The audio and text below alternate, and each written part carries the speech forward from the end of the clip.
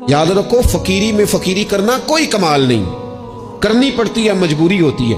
फकीरी में फकीरी कोई कमाल नहीं, कमाल तो यह है कि तू बादशाही में फकीरी करे।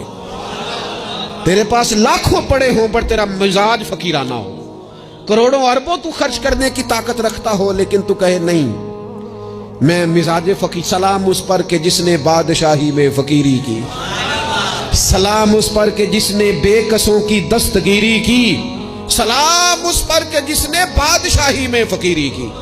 नबी पाक अलैहिस्सलाम ने बादशाही में फकीरी की, हजरत अबू बकर ने बादशाही में फकीरी की, हजरत सैयदना उमर फारूक ने बादशाही में फकीरी की, करोड़ों खर्च करने वाले उस्मान गनी। लेकिन सैयदना उस्मान गनी की शान ये है कि जब खुतबा देने के लिए मिंबर पे बैठते हैं तो कुर्ते पे भी पैबंद हैं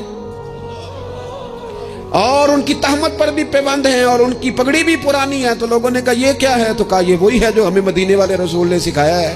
हुजूर ने फरमाया अबू बकर, जिस तरह मेरे लिए मेरी आंखें और मेरे कान है ना, जिस तरह मेरे लिए मेरी आंखें और मेरे कान है, इसी तरह अबू बकर तू भी मेरे लिए यही हैसियत रख।